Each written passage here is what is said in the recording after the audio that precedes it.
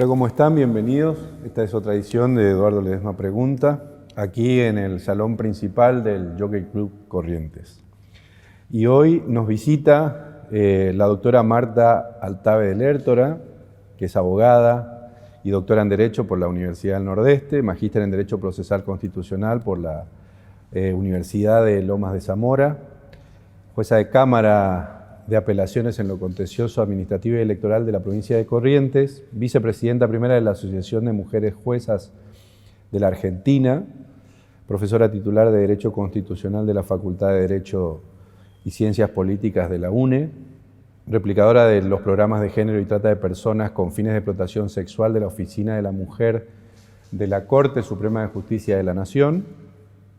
Es miembro fundador de la Asociación Argentina de Derecho Procesal Constitucional, integrante de la Cátedra Libre de Derecho Indígena, doctor Ricardo Altave, de la Facultad de Derecho de la UNE, autora de libros, de trabajos científicos publicados en el país y también en el extranjero, y otras tantas cosas más. Gracias. Gracias, doctora, por estar acá. Gracias a vos por invitarme y por tomarte el tiempo de leer todo eso. ¿Y usted cómo se definiría más allá de este currículum?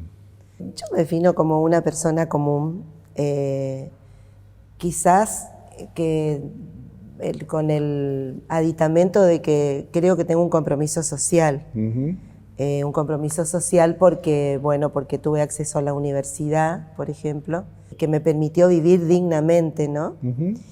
Y entonces tengo que devolver en parte lo que aprendí, enseñarles a otros, empoderarlos en cuanto a sus derechos, y quizás esa es mi actividad pública, digamos.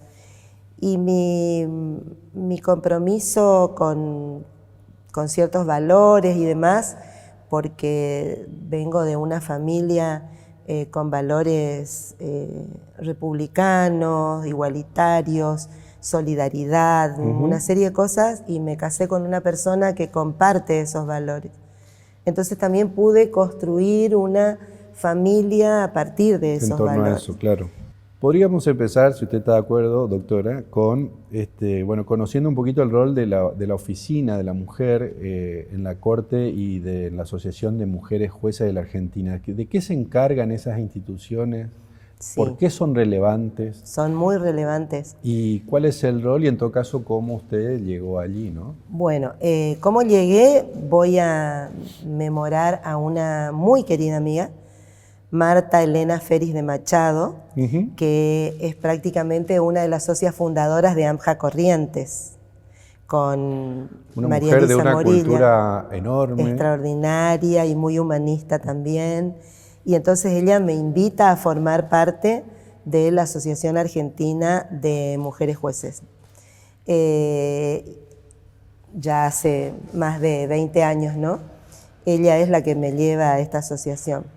Y bueno, la Asociación de Mujeres Jueces de Argentina surge como una filial de la Asociación Internacional de Mujeres Jueces, y por iniciativa de Arlene Patch, que es una jueza norteamericana que convoca a algunas juezas del mundo, entre ellas a Carmen Argibay. Carmen Argibay en ese entonces no era miembro, estamos hablando de 1991, 1992, 93, esos son los años en que se gestan estas instituciones.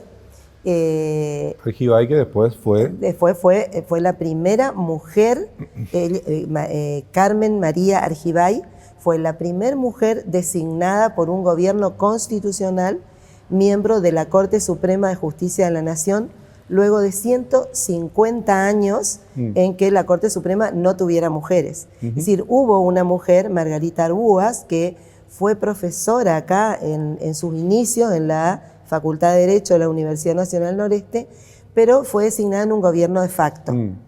En cambio, Carmen fue en un primer gobierno constitucional. La segunda fue Elena Hayton de Nolasco. Lo que pasa es que primero asumió Elena porque la doctora Carmen Argibay estaba cumpliendo funciones en La Haya y estaba terminando el juzgamiento de los crímenes de Bosnia, porque ella formaba parte de muchos tribunales internacionales, ¿no?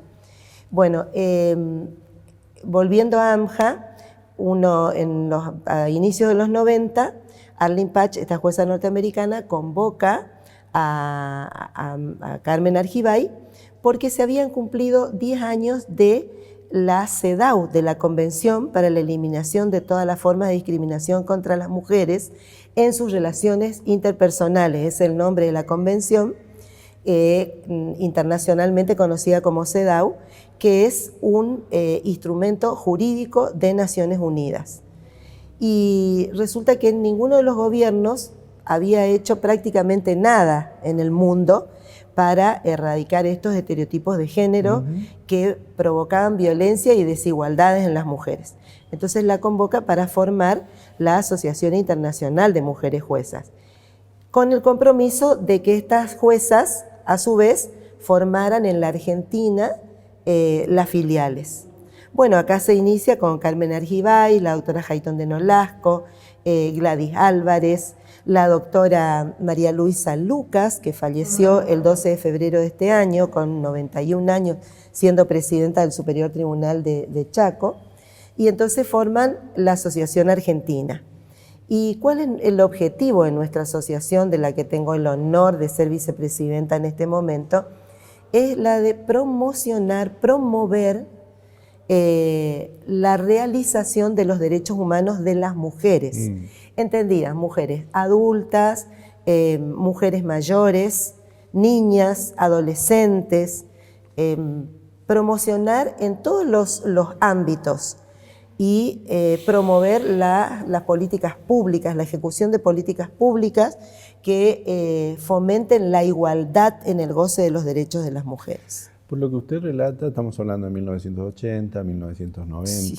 Es decir, el protagonismo de las juezas y magistradas es como que viene en aumento, está cobrando fuerza política, digamos, dentro de los estados, provinciales, federales, pero da la sensación de que no hay que dar nada por sentado, ¿no? No. Hemos avanzado muy poco en esto. Nosotros, yo lo quiero dejar aclarado, sabemos que no somos iguales a los hombres en nada, ni físicamente, ni biológicamente, no somos, ni seguramente tampoco emocionalmente somos iguales, pero sí somos seres humanos. Es una barbaridad que tengamos que reafirmar que somos seres humanos y tenemos derecho a gozar de los mismos derechos, en todos los ámbitos. Pero esto tiene que ver con una cuestión cultural, claro. Una cuestión que debe nacer de los propios hogares. Claro.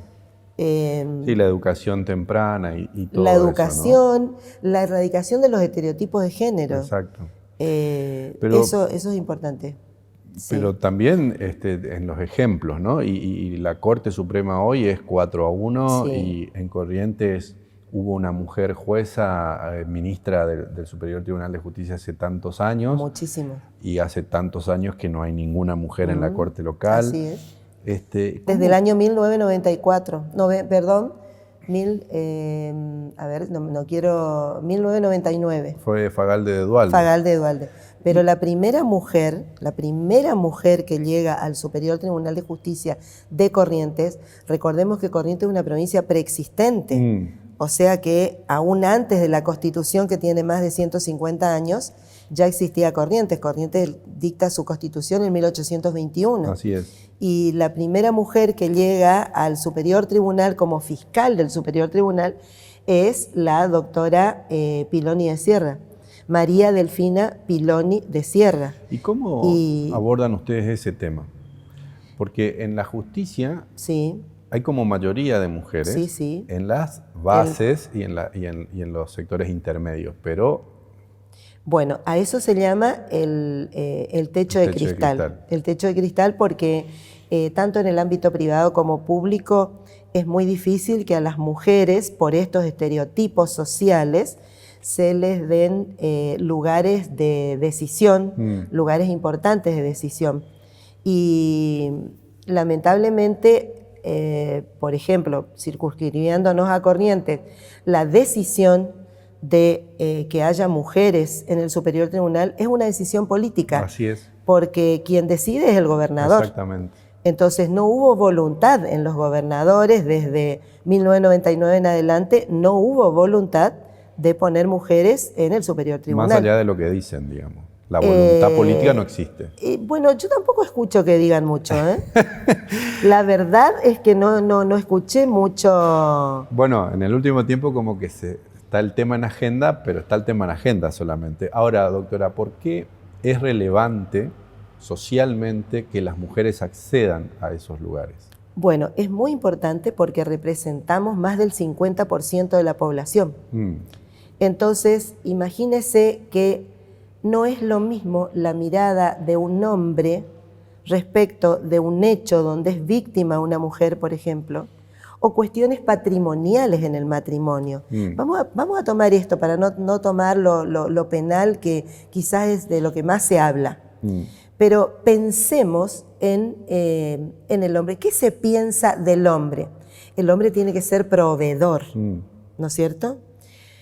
Entonces, muchas veces, en un porcentaje altísimo, las mujeres son amas de casa. No salieron de su casa a buscar dinero.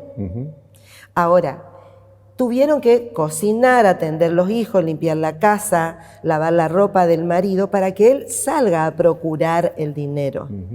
Cuando llega el momento de repartir los bienes, muchas veces los bienes están a nombre del esposo. Y hay una puja tremenda en la distribución de los bienes, por más que el código diga que hay una comunidad de bienes y hay que dividir el 50% de más. Después viene toda la historia de la provisión de los alimentos, se llaman alimentos, pero en realidad es el medio de vida de esta persona, que queda sola, a cargo de los hijos, a cargo del hogar muchas veces, y que tiene que cubrir todos los gastos. Y resulta que ahí surge una mirada absolutamente patriarcal, que es, bueno, sí, pero este hombre es el que trabajó toda la vida, trajo el dinero, esta señora no hizo nada. En la Constitución de Corrientes, en el artículo 45, a partir recién del año 2007, dice que el trabajo en el hogar tiene un componente económico importante. Claro. Pero volviendo a su pregunta, ¿qué hace bien? Tenemos mejores criterios de igualdad porque hemos sufrido la desigualdad. Claro. Entonces estamos en mejores condiciones de mirar la situación del desigual. Entonces es importante la cantidad del género, pero también la perspectiva de género. La perspectiva de género que la tenemos nosotros las mujeres. Nosotros las mujeres tenemos perspectiva de género. No quiero decir, nosotros las llamamos las mujeres con bigote. Que hay muchas mujeres que responden a esa educación patriarcal y machista, porque salieron de un hogar patriarcal y machista. Entonces repiten en su vida pública, en sus sentencias, en el caso que me toca a mí, repiten lo que aprendieron en la casa. Ahora, porque ¿qué hace uno cuando uno dice es una persona violenta? Pero es que viene de un hogar violento. Normalmente viene de estructuras violentas. Claro. Y entonces replica en la vida pública lo que aprendió en su casa. Usted trabaja muy activamente en la aplicación de la perspectiva de género en las distintas funciones del Estado. ¿Y eso de por qué? ¿Cuál es su necesidad personal y social de abordar esa problemática? Porque quiero dejarle a las generaciones futuras, desde lo poquito, decía la Madre Teresa de Calcuta, que para contar cantidades se empieza por 1, 2, 3, es decir, yo creo que desde mi lugar puedo aportar algo para dejar a las generaciones próximas una sociedad mejor, más igualitaria. Pienso primeramente en mis hijas, claro, en mi nieta, pero también pienso en mis sobrinas, en mis sobrinas nietas, en mis sobrinas bisnietas. Pienso en las personas que quiero, que son mujeres, en ancianas que en este momento están sufriendo mucha violencia en sus propios hogares, de sus propios hijos, que se apropian de sus sueldos y que las tienen en la indigencia. Esto es tremendo. Y entonces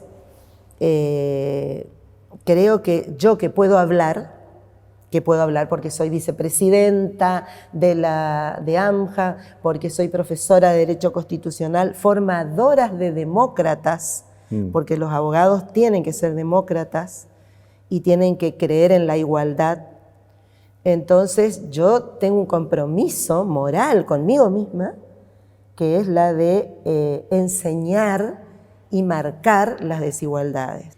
Bueno, y estamos en Corrientes, ¿no? Y algunos magistrados incluso ocurrió que se han negado a las capacitaciones de género por considerar lo que son adoctrinamiento. ¿Por qué pasa eso? ¿Usted qué cree? Bueno, primero porque hay una confusión tremenda en el término género. La perspectiva de género tiene que ver con los principios de igualdad y de razonabilidad. Es decir, tiene que ver con que tratar a personas que están en una relación laboral, jurídica, lo que fuera, tratar en igualdad de condiciones, viendo cuáles son las desigualdades que aparecen en esa relación. De eso se trata la perspectiva de género. En cambio, se piensa en el adoctrinamiento de género en otras cuestiones que tienen que ver con el colectivo LGTB+Q, o con cuestiones que hablan del no sexo, y esto no tiene nada que ver, son cosas diferentes, aunque cercanas, pero no tiene que ver. De movida una inexactitud conceptual. Bueno, es un desconocimiento, o sea, aquellas personas que se niegan a realizar estas capacitaciones o a promover las capacitaciones, que ha costado muchísimo en Corrientes, ha costado mucho. Por más que se diga que hay políticas de género y demás, cuesta bastante. Nosotros firmamos un convenio ahora con la Cámara de Diputados, una cosa importantísima, para que capacitarlos a todos los integrantes de la legislatura, de la Cámara de Diputados, en la ley Micaela, por ejemplo. Claro. Esto es muy importante. Sí, respondiendo a su pregunta, tiene que ver con un error absolutamente conceptual. Es la falta de conocimiento sobre la materia. ¿Y qué quiere decir cuando dice que la igualdad debe ser entendida como mandato constitucional? Es decir, juzgar con perspectiva de género es un imperativo constitucional. Sí, es un imperativo constitucional. La igualdad es un imperativo constitucional y convencional en el goce de derechos. Usted sabe que en nuestra Constitución la igualdad es para hombres, mujeres, niños, adultos, ancianos. Pero por las dudas, en el 75, inciso 23, se impone al Congreso políticas activas en defensa de niñas, niños, adolescentes, mujeres, ancianos, personas con discapacidad, para reforzar las ideas de igualdad. Lo mismo en el 19, en el 17, en un montón de artículos. Claro, pero en además, el por las dudas ese es como que... por si alguien no entendió. Susana Medina, una de las ex presidentas de la Asociación de Mujeres Juezas de la Argentina, había dicho en su momento que el Poder Judicial es el más conservador de todos los poderes. ¿Concuerda con esto? Creo que no es yo creo que los tres poderes del Estado en todos los ámbitos, yo creo que no solamente el Poder Judicial. Quiero dejar a salvo este Superior Tribunal de Justicia de Corrientes, que está compuesto por 5 hombres. Sin embargo, han implementado políticas tendientes a la capacitación de magistrados y empleados en cuestiones de género. O sea que en algo se ha avanzado. ¿Alcanza con eso? No, hay que hacer efectivas estas capacitaciones y a mi modo de ver tienen que ser obligatorias, absolutamente obligatorias. Y respecto del Poder Judicial, el modo de efectivizarlo es que en los consejos de la magistratura ya se va a venir la crítica, porque en el Superior Tribunal, los miembros del Superior Tribunal no pasan por el Consejo de la Magistratura.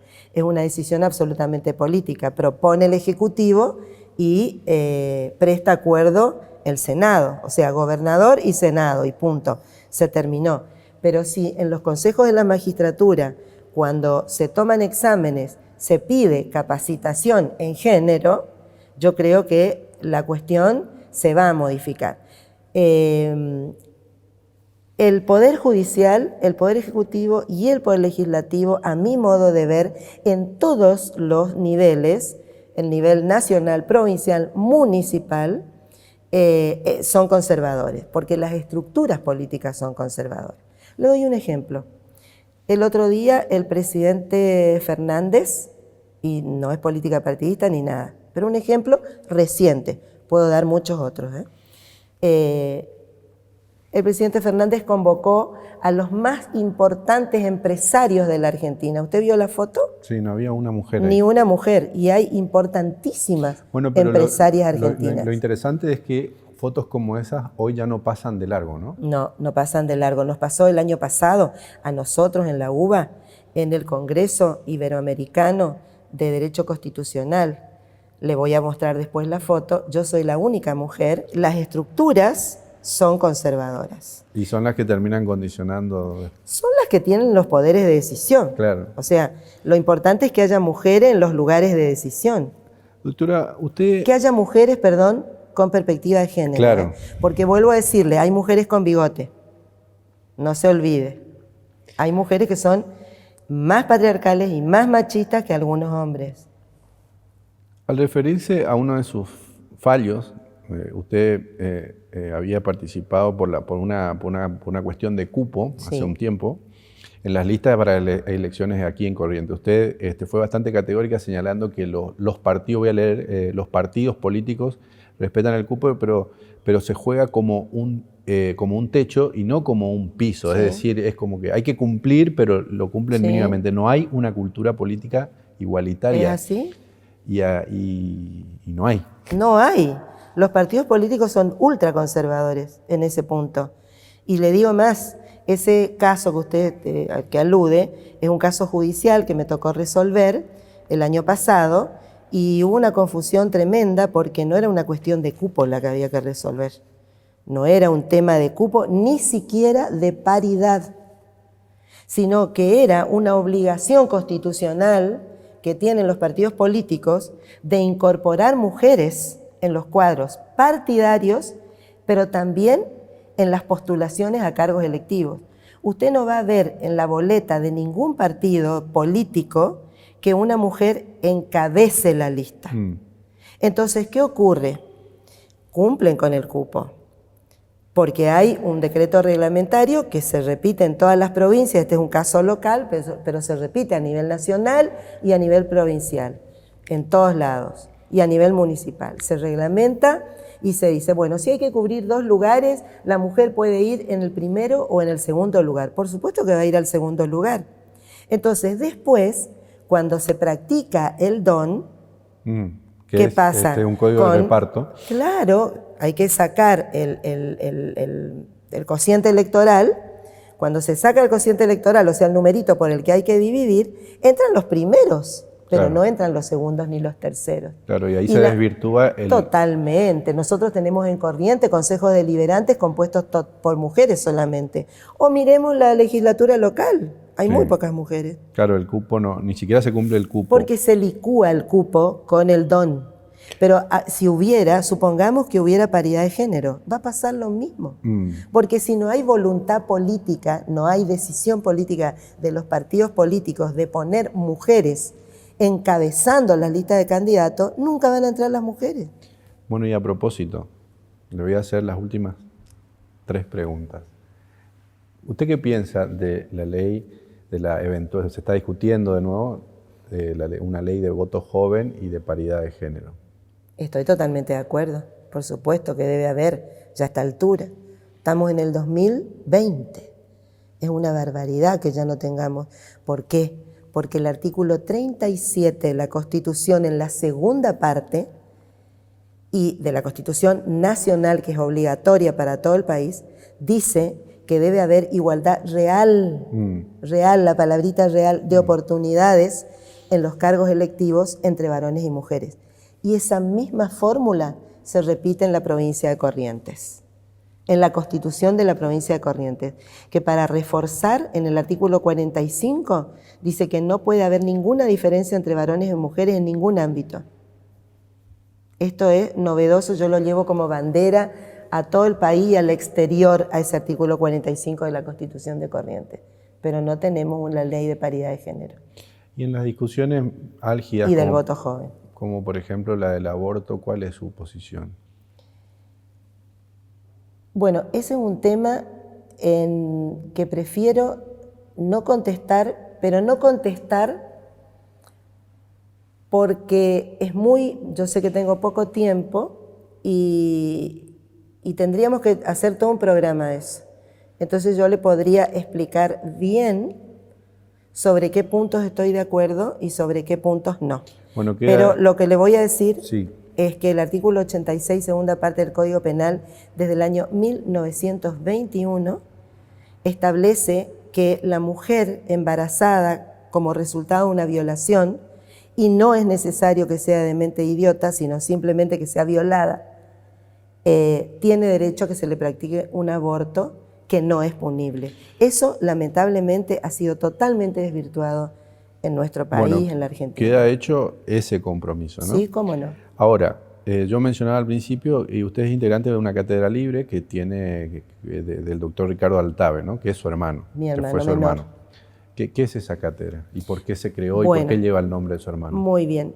Esa cátedra es una cátedra que pertenece a la Facultad de Derecho de la UNE.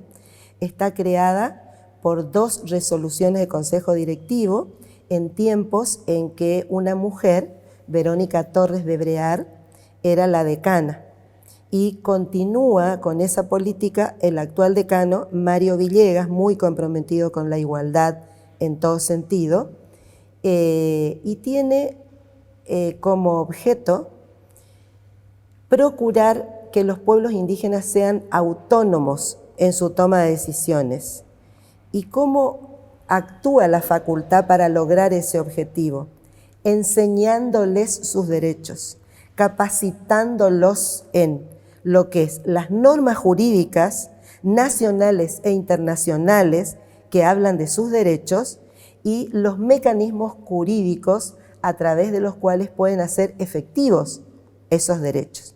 Y me preguntaba por qué lleva el nombre de mi hermano. Porque mi hermano es prácticamente el primer abogado indigenista que hay en la Argentina. Es un egresado de la Universidad Nacional del Nordeste, un abogado egresado de la Universidad Nacional del Nordeste y que dedicó toda su vida, su corta vida, murió a los 40 años en Formosa defendiendo los derechos de los pueblos indígenas. Era abogado de los indígenas, era abogado de los pueblos indígenas y es el autor, con su equipo, del artículo 75, inciso 17 de la Constitución Nacional.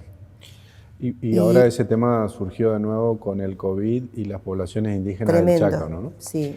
Doctora, si usted me tuviera que recomendar un libro suyo, ¿cuál sería? Un libro mío. Le recomiendo un libro que se llama El control de convencionalidad en la Argentina. Y si usted me tuviera que recomendar un libro para abogados, para jueces, para estudiantes de derecho que están viendo este programa, ¿cuál sería? Género y Derecho, de Diana Mafía. Muchísimas gracias, doctora. No, no es nada, faltaría más. A ustedes también, gracias por estar ahí. Recuerden que esta y las demás entrevistas están en los repositorios digitales eduardoyolmedio.com del Diario Litoral y también se ve todas las semanas por este canal. Muchísimas gracias y hasta la próxima.